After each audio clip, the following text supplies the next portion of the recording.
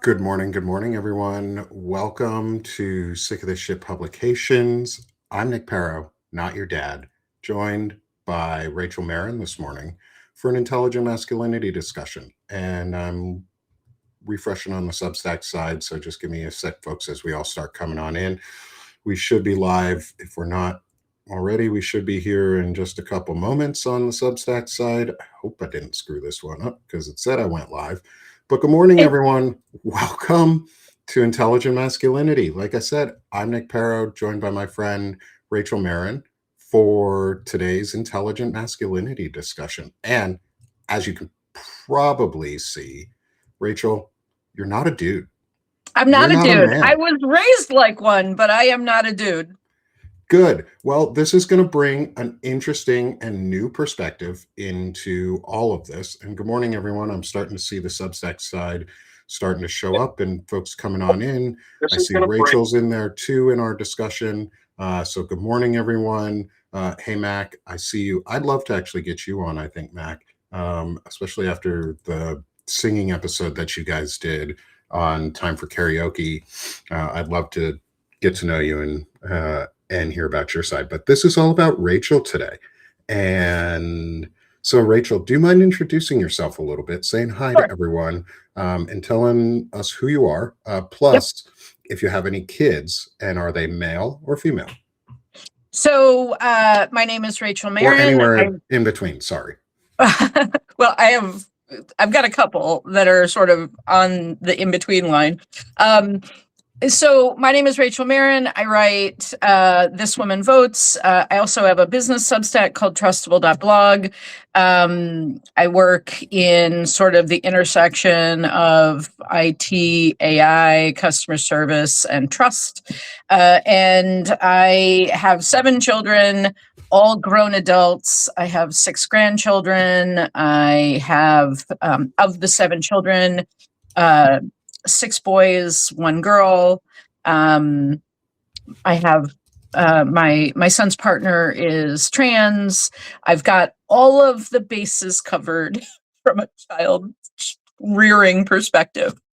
Yeah, that's all of the. I was also, as I sort of mentioned, I was the oldest of all of my cousin group.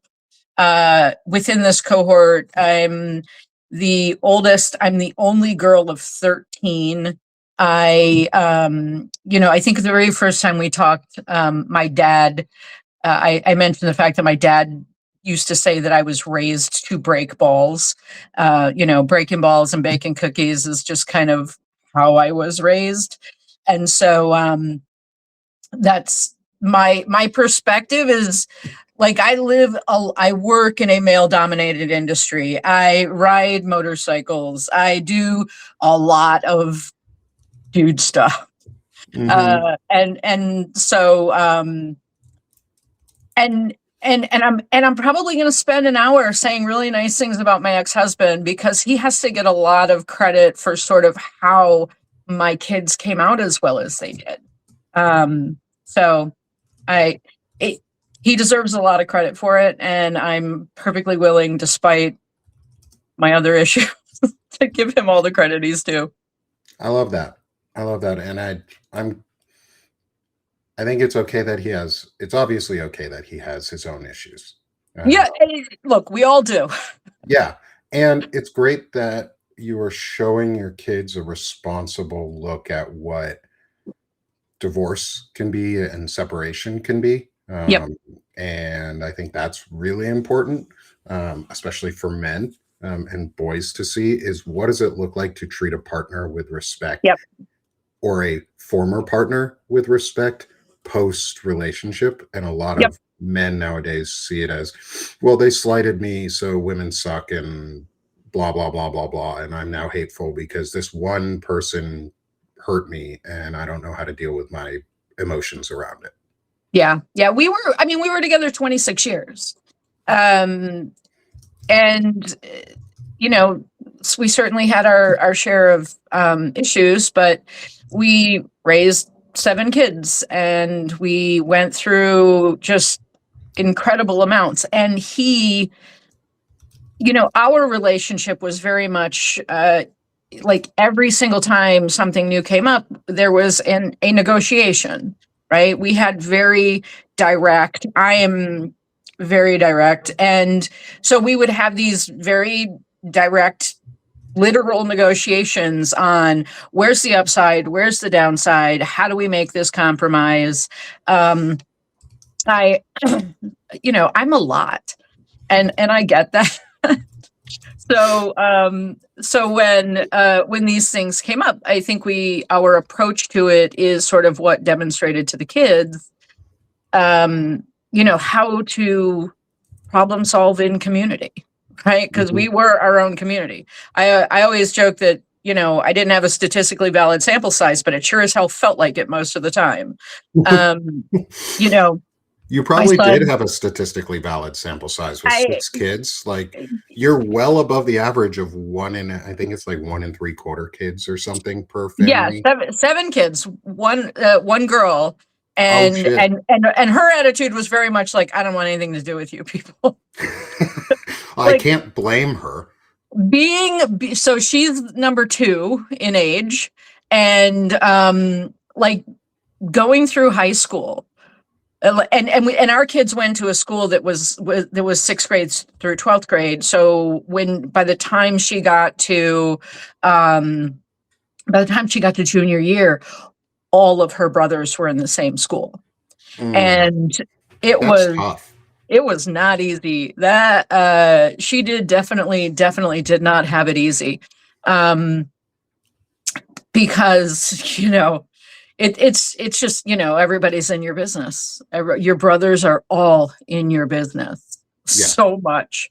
Yeah. Well, I've got a son boys, and a daughter too. So my daughter's always frustrated with my son because he wants to be in her business. And he wants to be in her business, right? He wants to,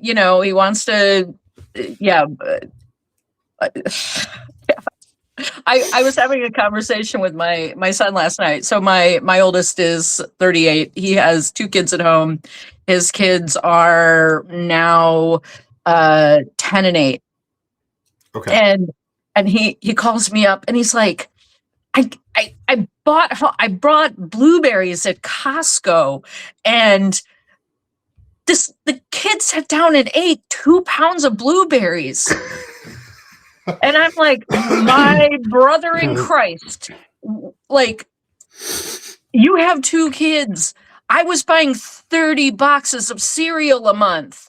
Yeah. Like, I get it. It's annoying when you buy something. He's like, I was going to make pie. And I was like, well, buy more fucking blueberries, babe. Like, he's only 8. He's not that tall. Put him up somewhere. We know, it's funny you say blueberries like that. Like, we know exactly what that is like at home. So I have a 9 and 12-year-old, almost 10 and almost 13.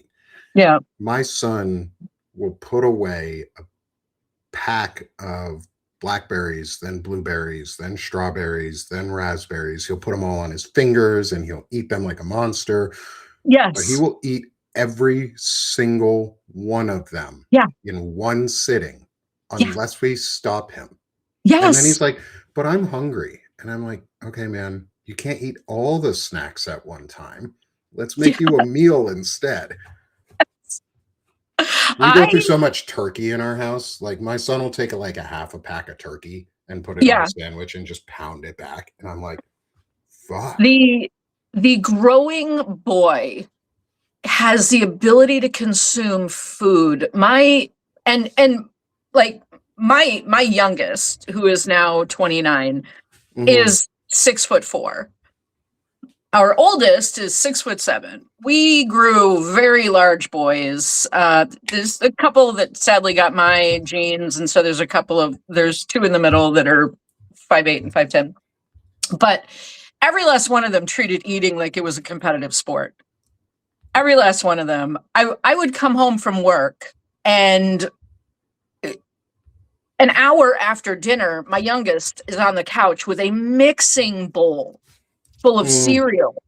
Mm-hmm. I mean, this kid alone went through a gallon of milk a day. There is this, and they're growing, they're building There's this brain. unsatiable appetite that they It have. just, it never ends. And you're just like, bud, I'm in Costco, and my partner like laughs so much at me because I still cook for 9.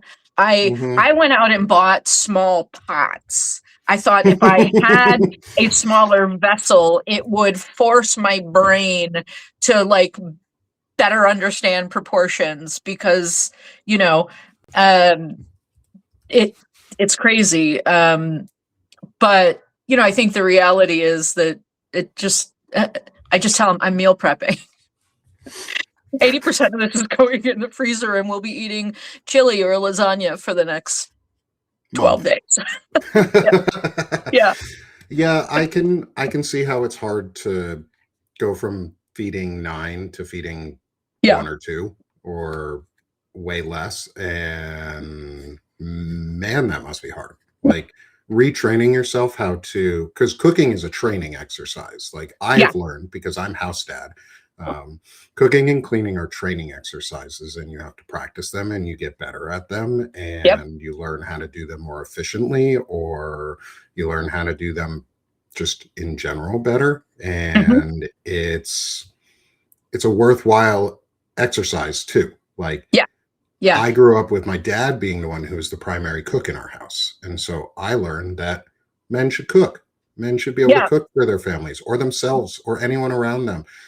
And that gave me a really good example of like masculinity growing up, on seeing men cook all the time. It's not Yeah. weird for men to cook. It's not And weird for men to cook. My dad was the cook when I was growing up. My mom actually set our kitchen on fire because she literally boiled water down to zero. Like, she had a host of issues, but like set our kitchen on fire. So my mom was the cook in our family. But when our kids were young, so when my ex and I first got together, he he had a good job, but he was a truck driver. He hauled fuel for Amoco. He was making, in the mid 90s, almost $80,000 a year hauling fuel. It's a very good job. It's also very dangerous. yeah, Um, I did propane delivery for a couple months, so I know exactly what you mean by right. dangerous. So when we decided, we're going to do this, he, and by the way, I had 3 kids, he had 3 kids, and then we had our little surprise baby. So this was like a merging of families. There was a lot going on. And, we sat down and had one of our negotiations. And my job at the time, I was actually making slightly less money than he was at the time. But I didn't have a top end. There was no top to what my earning potential was, where as a truck driver, he was kind of already topped out. Yeah. And that was, you get there pretty quick. You get there pretty quick. They were in a union environment, so they did have, pay grades, and everything was really a step process to get up to top pay and all that. And he was like, okay, I will change jobs. And so he left an $80,000 a year job, went to work for Broward Schools, because they would work him like the DOT maximum, which I think was 70 hours and 8 days at Amoco at the time. So he leaves Amoco and goes to work for Broward Schools, working in the furniture warehouse, B-stocking furniture warehouse. So it's B-stock, recycling furniture, that sort of stuff, driving a truck. So he went from $80,000 a year to $7.83 an hour. Mm-hmm. And that was a choice that we made together. that allowed him to be home with the kids. He got off work at 2:30 in the afternoon. The kids got off school at 2:30 in the afternoon. He was home by 3. There was never a time where our kids had unattended time, right? We didn't have to worry about babysitting. We didn't have to worry about anything like that. There was always a parent at home. And I do think that that's just a huge advantage. Not only did our kids, and we did sports and we did a bunch of stuff, but like our kids did not have free time. They didn't have unattended time, let's say, or unsupervised time.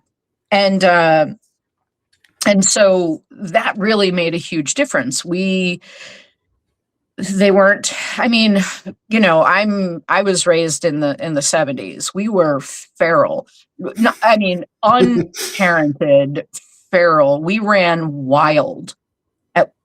So what I took away from how I was raised is that I wasn't going to do that. I was a fairly strict disciplinarian.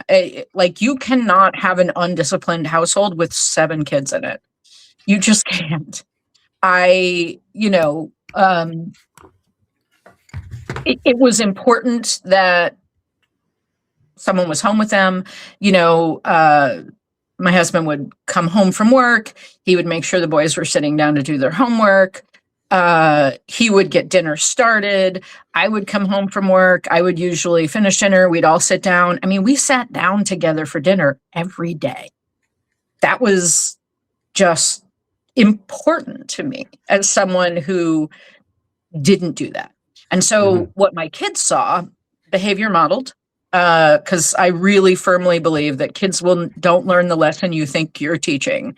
They absolutely learn the behavior you're modeling. Yes. And so what they saw is 2 people that were working together, that were raising kids, that cared about where they were at and what they were doing.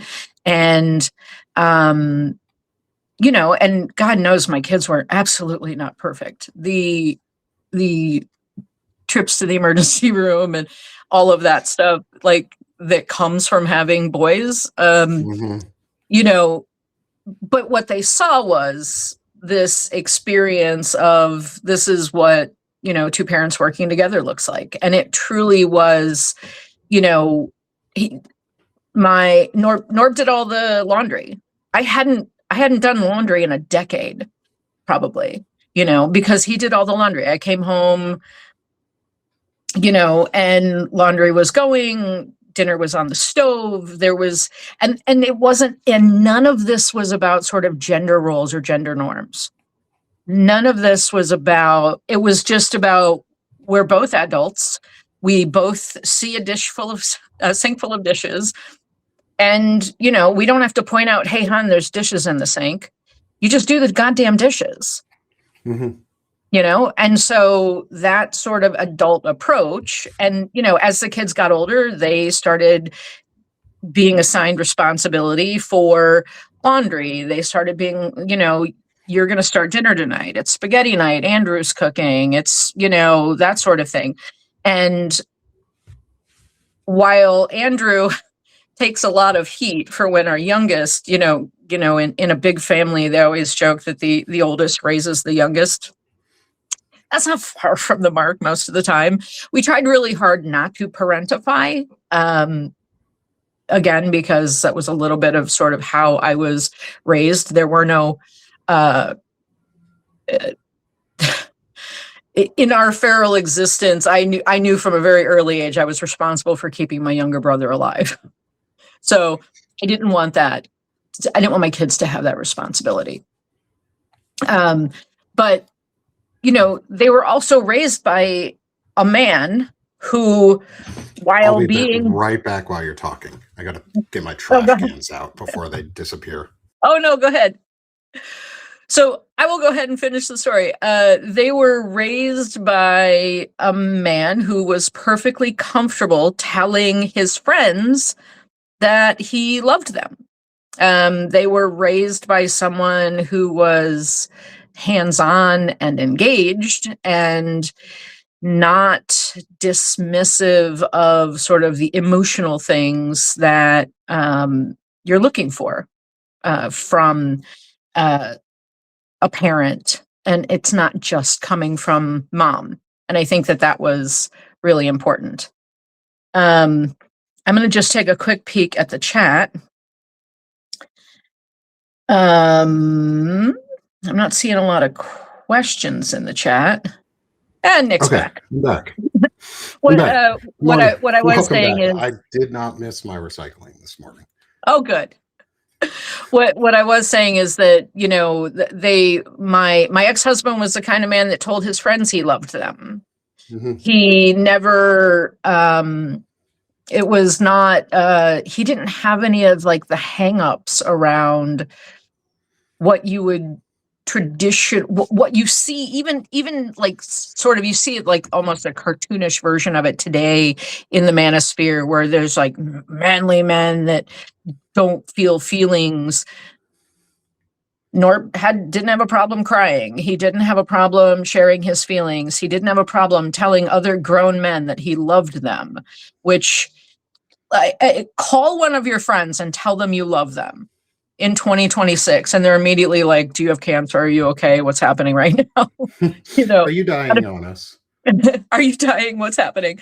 And so I think that in seeing that provides, you know, an okayness, right? It makes it okay for you to share your feelings. My oldest, with the two kids at home, his older son wanted to paint his nails, but he didn't want friends at school to make fun of him. And Andrew was like, well, I'll paint my nails too, and we'll both be sparkly. Mm-hmm. And he rocked the I'm not really a waitress, which is a sparkly red color. And they had a good time with it. And it made it okay for my grandson to want sparkles. And that's perfectly fine. There's nothing wrong with wanting a little sparkle in your life. And that, I think, is important, right? That mm-hmm. That is the behavior you're modeling for the children who are growing up. And so, you know, when you think about all of the other sort of projection of what the worst of masculinity can be, with this need to dominate, this need to be the man, and all of this other stuff. And Norb's a big bearded truck driver. You know, we when the kids, like, I grew up on motorcycles and I rode motorcycles my whole life. I did not ride street bikes while my kids were young. It's dangerous. You can die. So I didn't do it. But when Nate graduated, we went out and bought street bikes, and there's a lot of really good reasons I am physically, emotionally, mentally incapable of riding on the back of someone else's bike. I don't care who you are. I can name about 3 riders on the planet that I can comfortably sit behind. And most of those people are going to be riding on a racetrack. You know what I mean? Yeah. So being a backpack on a motorcycle, as they call it, being a backpack, especially if you're on a crotch rocket, a street bike is dangerous. It's dangerous. It requires it. And so we had this situation where I was dropping off my bike, and he looks at me and he's like, do you want to ride on the back, or do you just want to ride? And I was like, you'll ride on the back? He's like, yeah, I don't give a shit. Now, a man willing to be backpack to his wife on his own bike, that is a man that is very secure in his masculinity. Yeah. And the funny thing is, what type of bike did you ride? Because that's also important in this conversation, I think. This was a Harley Davidson. Okay. This was that makes even more difference too. And we left the dealership and went to a biker bar. And the guys at the bar were like, what are you riding bitch for? Blah, blah, blah, blah. He's like, what? She rides better than I do. I don't know what your problem is. Do you have a problem? Like, It's so easy to do that too. Like, it's it's so so easy for him easy. to have said all those things to the It, people around him. and it was first, it was even in the moment, we're riding down the road and he pulls out his phone and he's like, show me how to take a selfie. And I'm like, what? What are you? He's like, well, I I want don't a know what to selfie do as the back there. backpack. He says, I don't know what to do back here. I'm like, I don't know. You just sit back and look pretty, baby. Like, what the fuck are you supposed to do back there? What do you think anyone does back there? You know? And he never had a problem. And again, the boys see this behavior Mhm. for all of his gruff bluster and, you know, the number of times he has said to me, why can't you just do what you're asked to do? Well, you should have married a compliant person because I'm not that person. Like, like that is not me. That will never be me. If I have a firm opinion on something, I'm moving forward with it. And there's a whole host of things that I have no opinion on, that I couldn't be bothered to form an opinion on. But there are some things that I have very firm set opinions on. And so, you know, he was blustery and grumpy and all those other things, but it was never because his masculinity was impinged upon. Yeah.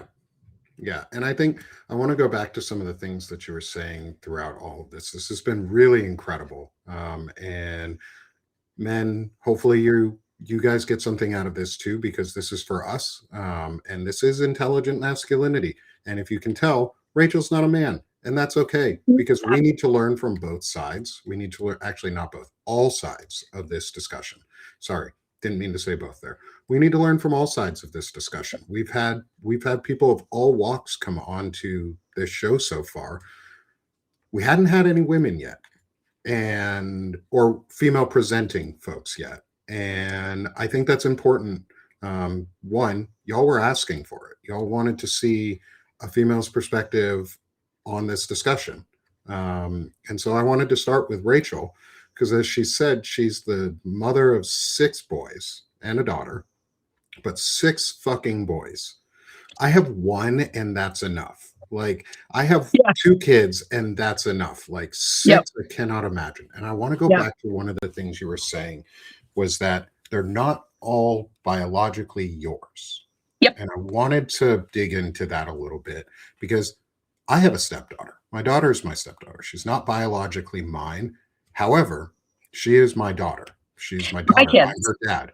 And Yep. so I want to talk to you about that. Like, what did you do, and how did you, and at your time your husband, Yep. model good parenting and a good partnership, so that they saw themselves as your sons or your daughter, and they were yours and not just somebody else's? We never went down the stepbrother, stepsister, half brother, half sister, stepmom, stepdad. That was never a thing. We never divided any lines. These are my kids. I love them. This is what we're doing. The people we were co-parenting with. So, my husband's ex-wife, we would show up to soccer games together. We had, a good partnership and communication, which was helpful. It didn't hurt that my first ex moved to Tampa. And so he was sort of less involved. But you gotta tiptoe through just like this minefield of feelings and interactions. And I think that in not drawing the line of this is my stepkid versus this is my kid, I think Mhm. it helped.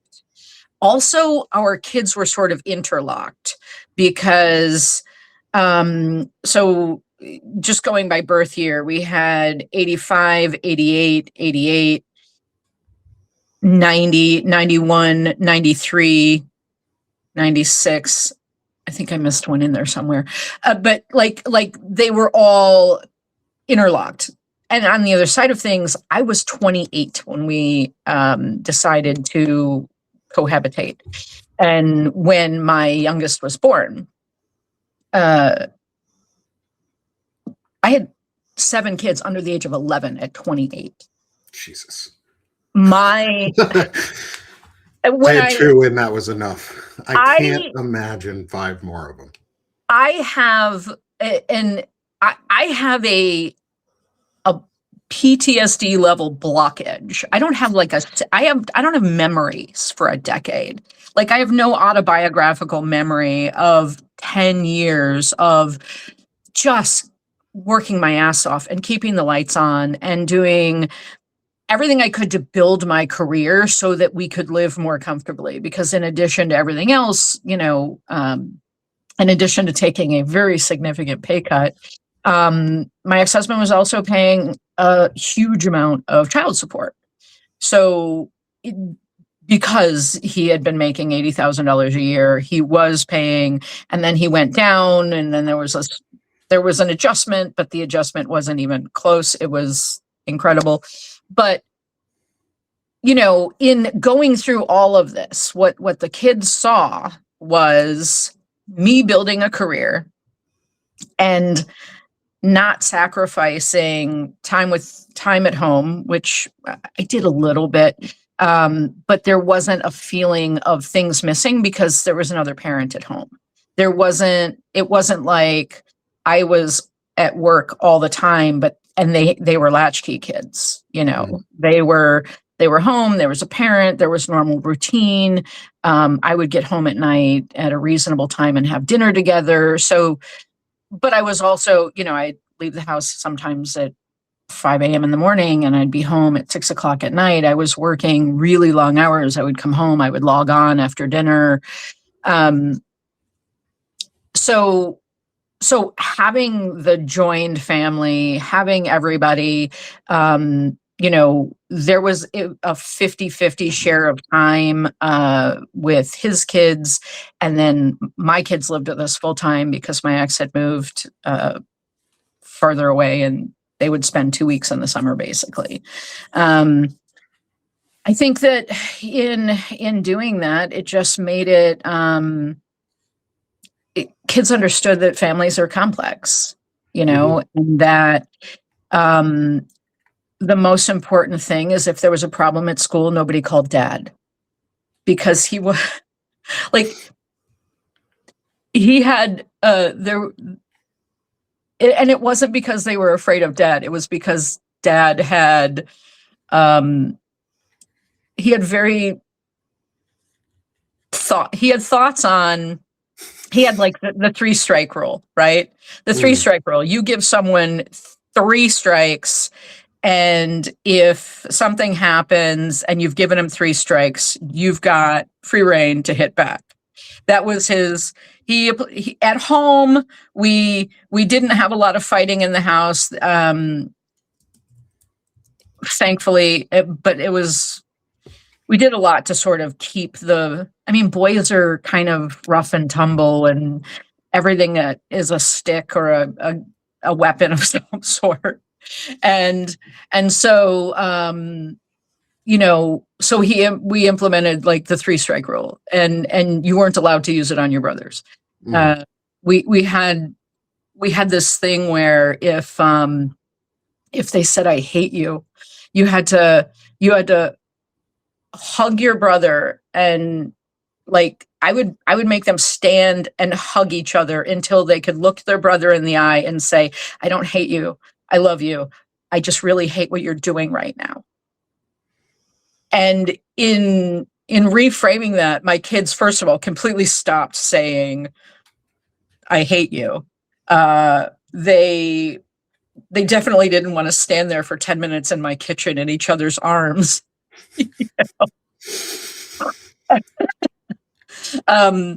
weaponized affection, I guess is what that might be called. Um, but I think that in doing that at home, there was not a ton of fighting. There was a ton of like wrestling and just back and forth, but there wasn't any real animus with one another. There was no they all get along. They all call each other. Even today, there's a really notorious group chat that everyone is in, and everybody talks and they call each other and they support each other, and when they're having a problem, it was all I wanted. It was all I wanted was for the kids to grow into adults and still love each other. And that was really important to me. We're planning last year. Last year I rented a big house in Bend, and we all sort of converged in Bend and spent a week. And all we did the entire week was like cook for each other, which is sort of how we all show love. And like hike, and then the grandkids would go to bed, and we'd sit up and drink whiskey and talk shit for a couple of hours, and then everybody'd crawl into bed. It was absolutely fantastic. And so this year, I think this summer we're going to probably go to Milwaukee, and do the same thing. Just get people together, and because they genuinely like spending time together. I genuinely like my children. I like my children as adults. I love to spend time with them. I don't want to be invasive. I'm not the enmeshed parent. There's this sort of, boy mom culture that exists that I find incredibly toxic and cringy, because I'm just like, It's a lot of Oedipus syndrome. It's almost like these, I don't know, these women who build their entire identity around being a boy mom is, and then they, aren't really building healthy boys. I think that you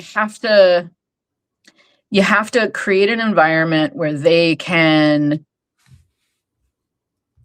do risky things with safety. You have to create an environment where you're modeling love and affection in a way that is kind of very non-gendered, hierarchical, right? There wasn't a lot of, there was my husband and I kind of at the top, but there was never a time where there was like a requirement of hierarchy. There was never a time, which I think is part of what is such a struggle with masculinity and with culture today. We have a just this rigorous hierarchical structure that seems to be getting more and more performative, especially when you look at sort of the gender performance requirements of our current regime. I think it gets really toxic and gross. You don't have to perform your gender. And it's so funny because my partner has no children, and when he was sort of a D1 athlete in school and all of this stuff, and he's got all these thoughts on like gender and sports, and I'm like, yeah, but you don't have to gender everything. Not everything is, you don't have to, like, none, like, there's this little jujitsu grappler that I see couple times a week on TikTok, and she's like this little, I don't know, 7-8-year-old girl that is in, because I guess at that age they do a lot of like co-ed competition. Yeah. And while I don't love people putting their children on social media, I I just, what I see is this girl feeling strong and powerful. And then I see a lot of dads behaving really, really poorly when their kid gets beat by a girl who clearly has really practiced skills, Who's is dominant because she's is good at it. dominant because she's got training, she's got passion, she's Mhm. got, the she's and I do have very complex thinking on this because I'm also like, why the fuck are we doing this to 7-year-olds? But that's a different conversation. Right. The, you know, it comes down to how we teach boys to understand their place in Mhm. humanity. It doesn't have to be about dominance. It doesn't have to be about any of those things. Your responsibility as a human being should be to care for people in your community. Care for people, and whatever your community is, whether it's your preschool, whether it's your family, these are all little community spaces for you. And your elementary school, your middle school, your high school, what does that look like? How do you provide an environment where people can feel safe around you as a Mhm. boy? You know, um, I think that that's how you have to raise humans to, regardless of gender, raise people to care for one another, and the rest is going to come along as needed. Mhm. I I firmly believe that if you just raise people to care for their fellow man or woman, they're humans, we're all going to be better off. Yeah. No, I And I know that totally. sounds really Pollyanna in 2026. Eh, I mean, it does, but at the same time, I don't think enough of us have spoken about it because we're all like, well, it feels so obvious and so like I feel Yeah, so rhetorical saying all of this shit is like, but men, just be better, just suck less. Like just suck your less. your Just story reminds me of what Stephen Atchison, someone I interviewed not too long ago, good friend of Chris Goldsmith. He's Mhm. actually Chris Goldsmith's battle buddy, and he's the one who helped was there when Chris had a suicide attempt. He's got a lot of history, but he's also a dad who is a coach and has taught and went through some similar experiences, but taught his kids during flag football. It was a co-ed league, and the Yep. girls always dominated, were Right. always the best. And he would hear other coaches being like, stop throwing like a girl, stop throwing like a girl. And he would be there going, you should No, throw like girl her. like this She girl. throws Yes. better than you. Yeah. She's faster. She's more agile. You should follow her lead. And he taught his boys and his girls on the team not to do those things, not to say Yeah. those things, not Yeah. to attack girls. And he was always frustrated when other men did it. Yep. And I know that experience too, because I was a coach. Like, that's such a powerful place to instill such simple kindness Yeah. into kids. Um, And yeah, just stopping the don't be a girl, right? Because when you make the statement, don't do this, that's how girls do it, you are saying that that is less than. yeah, You are immediately creating the perception, however you feel about it, like you are creating the perception that to be a girl is bad. yeah, And what that does is it trains the little boy human mind to believe that girls are worse than boys, that girls are bad, boys are good, being like a boy is good. And then you start immediately framing this is how you end up in the red pill environment of just this deep-seated hate for women. yeah. It starts in boyhood, and don't cry, only girls cry. And you know and I think that when men feel comfortable in, like, so much of what comes out of like the red pill environment is like this complete lack of understanding of what women find attractive. I was having this conversation, so tiny rabbit hole. Lawrence Winterman got me reading Dungeon Oh, Crawler Carl. I'm reading Dungeon Crawler Carl now. I'm actually on my second go through of the audiobooks. I read the entire series that was available, and and one of the things that my partner and I did just this year was we joined libraries. So we now have there is a very weird intimacy in joining your libraries with another human. And so I've started reading from his library and he started reading from my library. So we both read the books and now we're doing the audiobooks. And I am loving the audiobooks so much. All his voices are All of so his good. voices, they're so good. We just started book 5. This is Lawrence's fault. Lawrence did this to me. I'm glad Lawrence is also listening to these books because they're really good.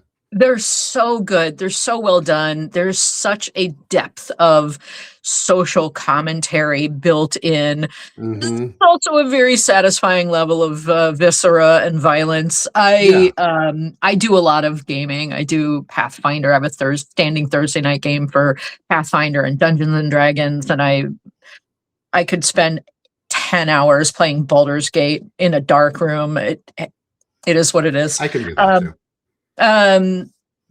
So I love so much about these books. They're so good. But there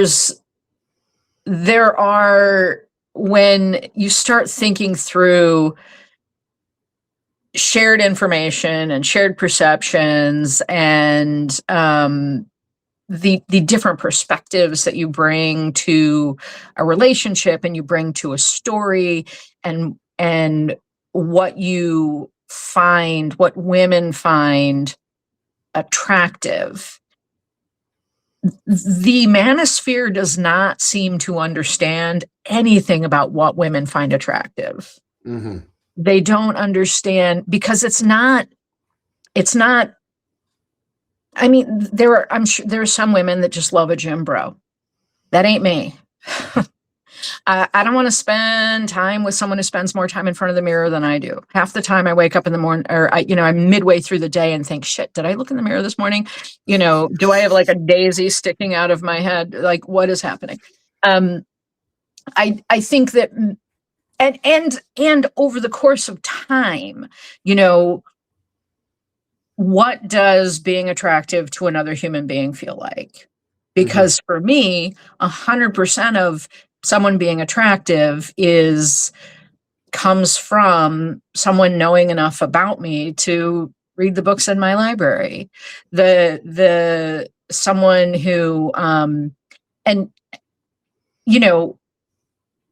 was married for 26 years. I raised children for 26 years with a man that could not, to this day, tell you how I take my coffee. Right?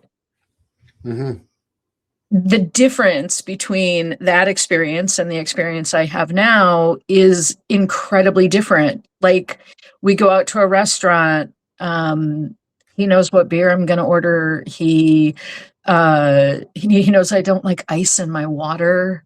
Like, he knows what coffee I drink. Like, just being seen by another person and having that person care enough to order your water without ice while you run to the bathroom. Like, you know what I mean? That's what women find attractive. Women want to feel like you see them. That's it. You're willing, and you allow them to see you. That's at the very base, like beyond, he's cute, he's got blue eyes, whatever, he's, 6'4" in finance or whatever the thing is. Whatever the criteria list right, is. Like none of those things are as important as having someone that is willing to be vulnerable with you, willing to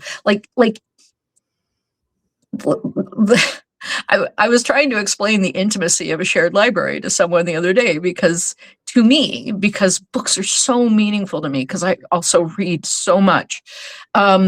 It's an intimacy. It is a form of intimacy. And the fact that he looks into my library and says, oh, that's interesting, let me read that. I have read more books on sports, because I've started reading from his library. I've read like stories about baseball and players and autobiographies. He is the sportiest of sporty boys. I don't know how I can keep ending up with sporty men, but Jesus Christ. But you know, that level of, I think, is positive and intimate, and that's what women want. Like, it's so like nice car. Like when I started dating, after my divorce, it was like 2021, and I went on Bumble, which holy shit, dating got weird in the 26 years I was married. But you know, people would, the number of men that would just send you unsolicited photos. I'm like, oh, if you want to turn me on, send me a picture of your bookshelf. If you want to turn me on, send me a picture of your toolbox, because I really, really enjoy wrenching on stuff. I do most of my own work on all of my motorcycles. I grew up around boys and wrenching on stuff. I am really good with small engine repair. Like, you want to turn me on, show me your garage. Like, I don't give a shit about your dick. It's is what it is. That's not who I am. Yeah, you know, I'm sure it's impressive to somebody, but look, the number of times I've responded, wow, that looks inconvenient. Like, I am very much in the Goldie Cox realm. I don't want the big giant one, so take that somewhere else. You could have had a chance if that wasn't so large. And well, I also like to say, and it's probably pretty on point these days, is penises are like religion. Keep them to yourself. Yes. I don't need to see it. You know, we'll visit at some point, because it's not that I don't really, really enjoy it, but you know, it's not what's going to get you in the door. Yeah. You know, and I'm seeing a lot of comments too in our chat around this, and the idea of like, what is an attractive man really look like, and what does it mean to be attractive? And I wanted to read one of the comments we got from Lynn, which was, hold on, let me go back to it. An emotionally healthy man is very attractive to most women. Never be afraid to be real. And I think that's like, and there was also another comment, and I don't remember exactly who said it, but it was around that.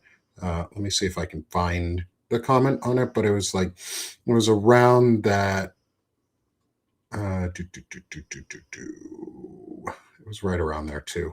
But it's the idea of like, men just, all we're trying to do is just unlock the fact that men do want this type of help too. A lot of men who are stuck in these, a lot of them don't want to learn, or they're not ready to hear this conversation. And my thought is, I think they are, whether they want to admit it or not. They're ready to hear these discussions. And a lot of men are searching for these types of discussions, because it's so fucking exhausting to be shitty all the time and be in a terrible mood and a terrible state of being. And I think a lot of these men are really, they don't know how to process any of the emotion that they're feeling, because they've been told because they're not allowed. Yeah, right? They're not allowed to, and they want to process it. Yeah. So my youngest son, has the most wonderful partner, and I love them so much. I love everything about them. So my son calls me up, and he has just read Feminism Is for Everybody by Bell Hooks. Okay. Now he's 29, and he says, why the hell didn't you give this to me when I was 16? And I was like, do you remember what you were reading at 16? Because it wasn't that. I don't think you would have approached it in any way, shape, or form. He says, first of all, he said something that really hurt my feelings, in that he had never seen that kind of feminism. And I said, I've been a feminist my entire life, so explain, please. And he says, well, I've only seen embattled feminism. I've only seen you fight tooth and nail for every fucking inch. I've never seen sort of this broad, inclusive, loving community. And I'm like, yes, correct. You've never seen that because it doesn't fucking exist. Like, it's not that it doesn't exist. It exists in a lot of forms and places, but because women have to fight for everything, it becomes rigorous and it becomes embattled.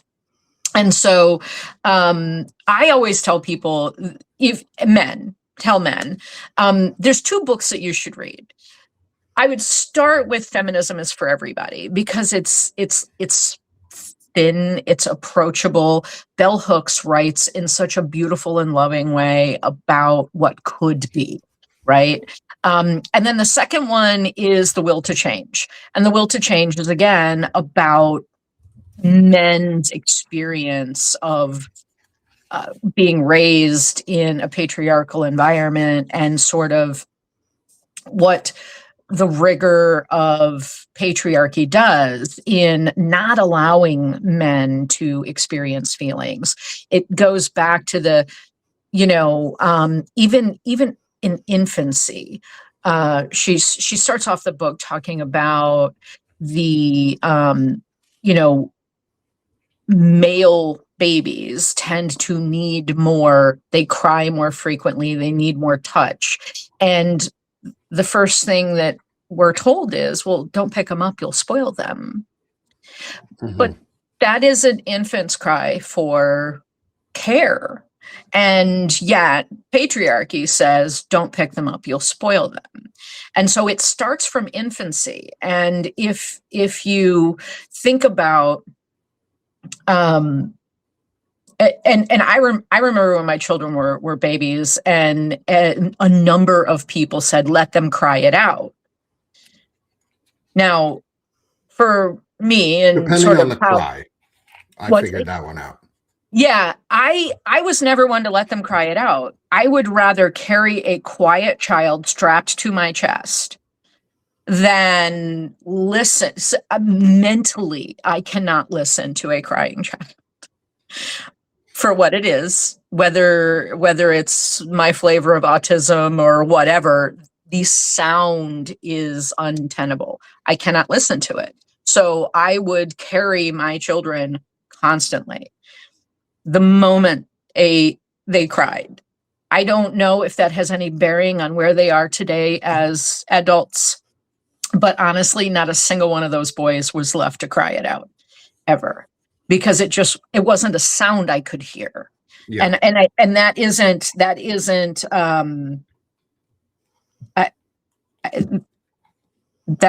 is just how my brain was rejecting the sound. But I do believe that if you read those two books, read the Feminism is for Everybody, read The Will to Change, they're really good. They're very thin books. Every man on this planet could benefit from reading these books. And I will include links to them in the show notes for everyone. They are worth doing. It's, 2 or 3 hours of reading per book. And if you sit with it and think about it and do some of that examination, don't call your mom and hurt her feelings, by the way. I do want to point out, though, that you got a really good comment on that discussion with your son and about the reading. And it was from our friend Ashley, who says, oh, but he sees you like he recognizes how hard you worked. And that's amazing. Yeah. I think that all of that's what I think a lot of what the kids came out of was that moms work really hard. And that's a good thing for them to understand. Women are capable of doing great things. and they learned that. They also are really supportive with their spouses. The best thing that happens is when they call me. Part of the reason that my son called me last night is because he kind of got roped into coaching Pee-wee baseball. And he and his wife were going back and forth because she felt that he was kind of phoning it in. And he's like, look, this other coach is a dickhead and I don't trust him, and his kid's a brat, and I don't want to do this. But I'm showing up for my son. I am making sure that he's having a good experience and that everybody else on the team is sort of learning new skills. But just because I'm coming to you to complain about this coach doesn't mean that I don't want to coach. I'm just, you're my sounding board for how to get along better with this idiot that I don't trust and I don't have a lot of respect for. I don't like the way he talks to the kids. I don't like his bratty child, like all of these things, right? Mm-hmm. And so I didn't get buried. I wasn't getting buried in sort of why he didn't like the bratty child. I wasn't going to get buried. What I was really most concerned with is the concern that Andrew is not doing what needs to be done from a coaching perspective. Is that a concern that, that your son is seeing this? Is it a concern that your son is reading his resentment of getting roped into this? Right. And by the time we scraped all the crud off of this thing that had been building for a couple of weeks, it really came down to the fact that Andrew said, I was just pissed off about the blueberries. This isn't even about coaching.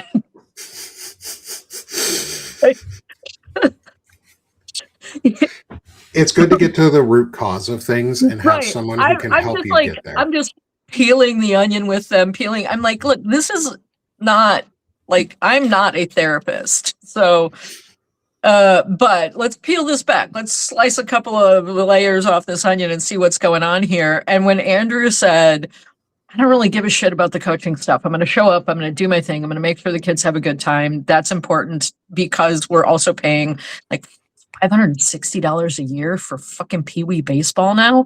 I'm like, it's fucking expensive. I used to piss and moan about $32 a season. I'm going to shut up about that now. But he was just pissed off that the kid ate all the blueberries. Like sometimes you project a lot of stuff onto your partner, and you have to ask questions, and you've got to probe, and you got to peel back things, and you don't need to get caught up in sort of this the exercise of projection when you could just have a conversation about, okay, what's the real problem? What are you really annoyed with right now?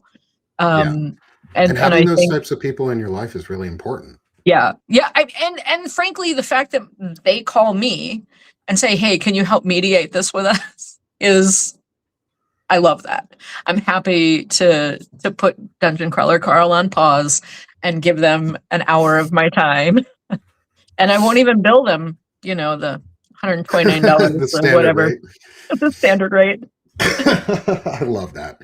And I'm glad that your kids and you have that relationship, and your family has that relationship where they trust you, but it doesn't seem like they abuse it. They use it for help, but not as a crutch. It's definitely they don't use it as a crutch. They reach out when they really get stuck on something. I appreciate them letting me stay involved in their lives. I think that a lot of, you see enmeshed parents a lot where they just sort of can't allow their children to go out into the world and be adults. And I think that is your number one job as a parent, is raising independent thinkers that can go out into the world and do good shit. Mm-hmm. That's it. Yeah. That's your job. Yeah. Well, I totally agree.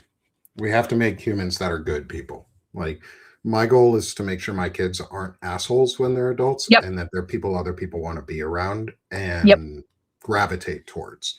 Um, and before I let you go on any other tangents, we are a little over time, which is totally fine. I do have I another will. show here soon. I will drag you off for sure. Is I want to ask you the final set of questions from the Okay. actual interview set that I have. Oh. And because there are Mulan questions and they're fun and they're enjoyable, and it's a lightning Okay. round of the chorus line of I'll Make a Man Out of You, which as a choir, high school and college choir kid, this was like the clarion call for men to action. It was like it's the Let's Go Girls of Men songs or Yes. boys songs, Yeah. and it pumps you up, but it also has some fun clever lines, and I love getting to ask these questions because they're sort of whimsical, they're a little off the cuff. This is a lightning round, so there's no wrong answer. I don't think I've seen it. Oh, sweet. Well, you're going to love this. You're going to So I'm enjoy gonna these wing it. questions then. Good. Wing the shit out of this because this is Okay. fun. And then when we're done, I'll have one final question which is how can people support you and find you and Okay. your work. But before we get to there, let's get into our quick whimsical lightning round of questions here. 4 quick questions for you. Again, no wrong answer. All answers are right. Even non-answers are right. Who cares? This is just for fun. Okay. First, what does it mean to you to be as swift as a coursing river? Oh, I think ultimately it means being decisive. Love it. Like the road is littered with indecisive squirrels. Be decisive.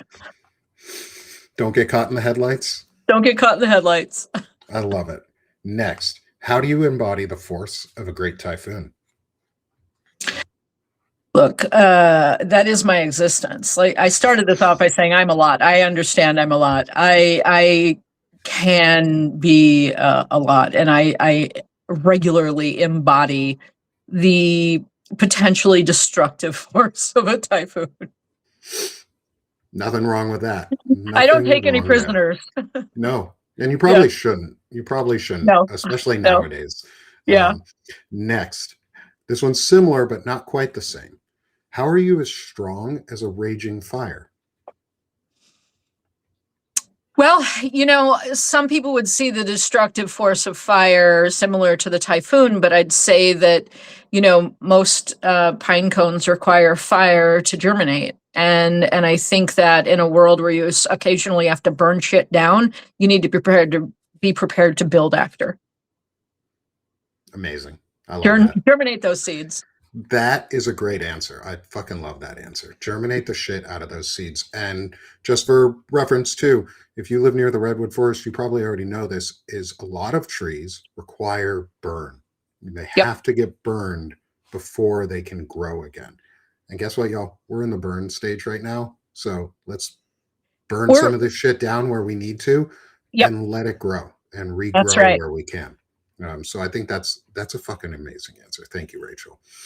Next, our second to last question of the day is, how are you as mysterious as the dark side of the moon? Which is no longer mysterious because we just saw pictures of the dark side of the moon pointing towards Earth from Artemis 2. So it's less mysterious than it used to be. But how are you as mysterious as the dark side of the moon? I don't think I am. I think I am so completely transparent. I put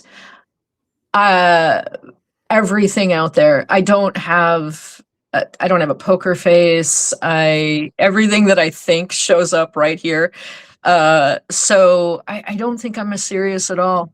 When I have an opinion, I share it. And if I don't know what I'm talking about, I shut the fuck up. Love it. Love it. All right, Rachel, last question of the day. And this is probably the easiest question of it. Not that any of these questions have been hard. This has been an incredible interview, and thank you to the amazing audience and our community that's here with us. You guys are so fucking amazing. Please smash that heart and hit the subscribe in the top. Oh, Rachel didn't even accept her invite. No wonder her name's not on here. Darn it. I'll have to give her. I forgot to check Rachel to accept her invite for the show. No wonder nobody knew she was on here. All right, Rachel, since nobody can find you on the Substack side because we forgot to ensure that you I accepted the invite. How can people support your work? Well, so they can find me at This Woman Votes on Substack. I write mostly about progressive politics and how things could be if we chose to build instead of break. I talk a lot about masculinity and feminism and matriarchy. I am pretty strongly what I would call a non-essentialist matriarchy proponent, meaning that it isn't gendered. It isn't completely harnessed to the idea of, only people who are birthing can be sort of the matriarchs. I believe that, we should be planning for what's going to build when they're done breaking shit. Love it. Thanks, Rachel. Thank And you. for anyone in the audience, don't worry. I will make sure Rachel is correctly tagged on the post show so that she is Thank you. visible on there. I'll make sure I double check. We were a little behind this morning, so we came on and we had a great show. We were having discussion behind the scenes and we lost track of what we were doing. So Yeah. thank you everyone for being here with us. Again, smash the heart again. If you want to follow me on Substack, subscribe, hit the button and you're on Substack, hit the button in the top left corner, follow me. And then after the show, make sure to follow Rachel as well. I do these shows every Thursday. I'm starting to shift the schedule a little so that I only do them Thursday mornings and not Tuesdays and Thursdays. There are reasons for that. I'm expanding my presence with another publication that I'm going to be working alongside and supporting the growth of. So I've got to shift my schedule a little to account for this. However, we're going to be seeing some incredible new folks on here. Rachel is just the first of the female presenting guests, women who are coming on, and more men who are coming on. We're going to have some incredible discussions around all of this. Thank you, Rachel, so much for your time today. Thanks for having me. This was great. Thank you for being with me and being my first female guest on the show and giving us a new perspective and a new look on this, because I learned something today and I hope all of you did too. So catch the replay. If you're here on Substack, make sure you like, share, and restack this and spread it to your friends, those who need it, the men in your lives who need this. Send it to them. They'll benefit. And make sure they follow Rachel and make sure you follow Rachel too. Thanks everyone so much. I'll see y'all again next week for another intelligent masculinity discussion. Have a great day. And like we like to remind men, is just suck less. Just suck less. I want to. Matching water bottles. Just suck less, friends, and be a part of what makes all of us better. So thanks all. Have a great day, and I'll see y'all again later. Thanks, guys.